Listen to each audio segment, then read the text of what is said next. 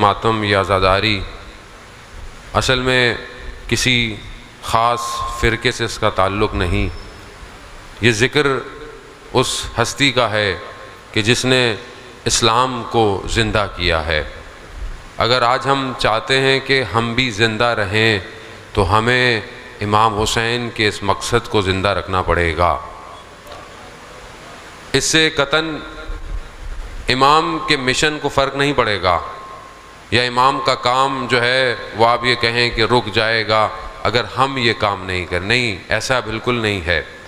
تاریخ اس بات کی گواہ ہے کہ امام کے کام کو، مشن کو روکنے کے لیے تاریخ نے اپنی پوری انرجی، پاورز، حکومتیں، طاقتیں لگا دیں، مگر امام کا کام نہیں رکا، امام کا نام نہیں رکا. کیونکہ خدا خود اس امر کی حفاظت کر رہا ہے.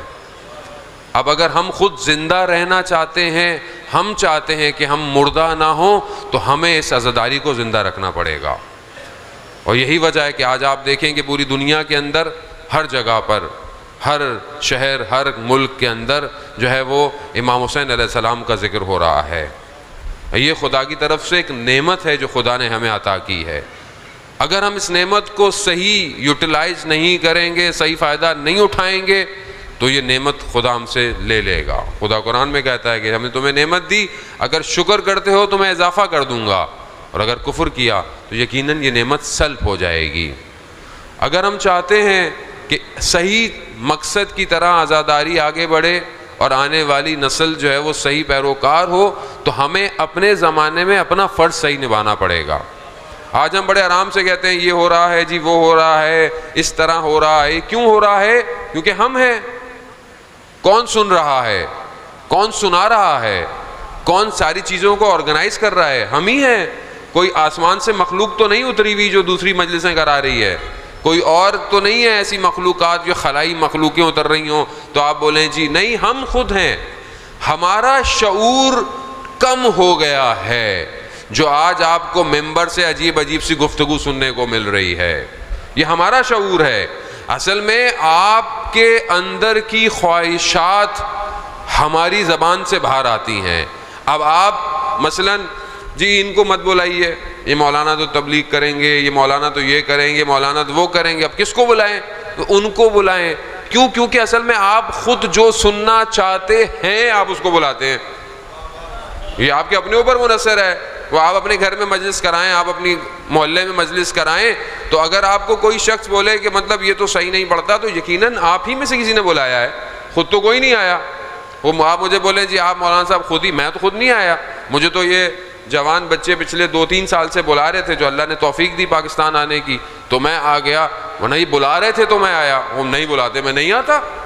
یقیناً آپ نے بلایا. اب جب آپ نے مجھے بلایا ہے تو آپ مجھے جانتے ہیں کہ یہ کیسا شخص ہے، یہ کیا پڑھے گا.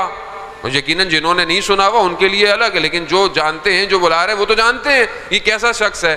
تو یقیناً وہ وہی پڑھے گا جس طرح آپ اس کو جانتے تھے. تو عزیزان محترم، آج بہت آسان ہے انگلی اٹھانا، یہ کیا ہو رہا ہے، وہ کیا ہو رہا ہے. اصل میں ہم نے خود کیا ہے تو ہو رہا ہے.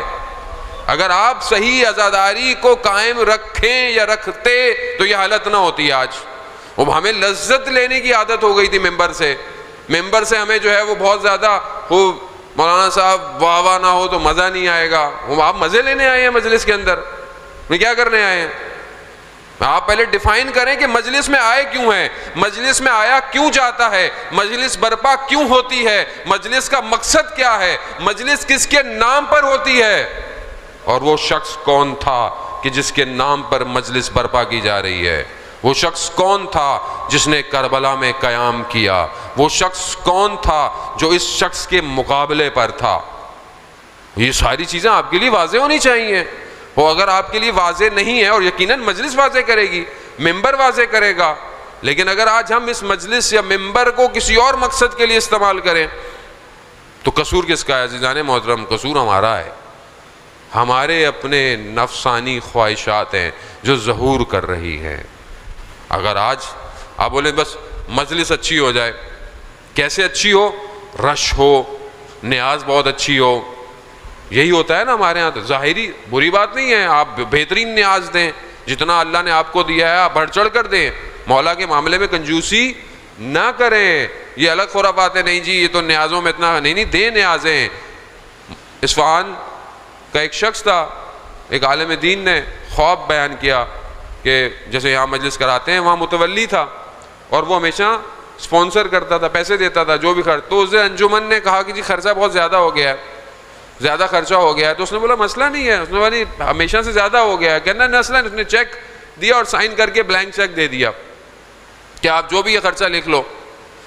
تو عالم دین جو وہاں پہ تھا اس نے خواب میں دیکھا کہ روز قیامت ہے اور لوگ صفوں میں لگے ہوئے ہیں اور کربلا کے دروازے پر، جنت کے دروازے پر ملائکہ کھڑے ہوئے ہیں، ان کے ہاتھوں میں فائلیں ہیں، اور وہ جو شخص آتا ہے اس کی فائل جو ہے وہ امام حسین علیہ السلام کو دیتے ہیں، امام اس پر سائن کرتے ہیں اور وہ اندر چلا جاتا ہے، جس کو نہیں کرتے ہیں اسے ہٹا دیتے ہیں۔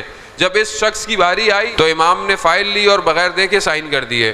تو ملائکہ نے کہا مولا اس کا اعمال نامہ تو دیکھ لیں، اس کے کام تو دیکھ لیں۔ کہا جو ہماری راہ میں بغیر دیکھے دیتا ہو ہم بھی اس کے اعمال کو نہیں دیکھتے۔ عزیزان محترم، یہ امام حسین کا معاملہ ہے۔ ابھی تک ہم اپنے مولا کو سمجھ نہیں پائے۔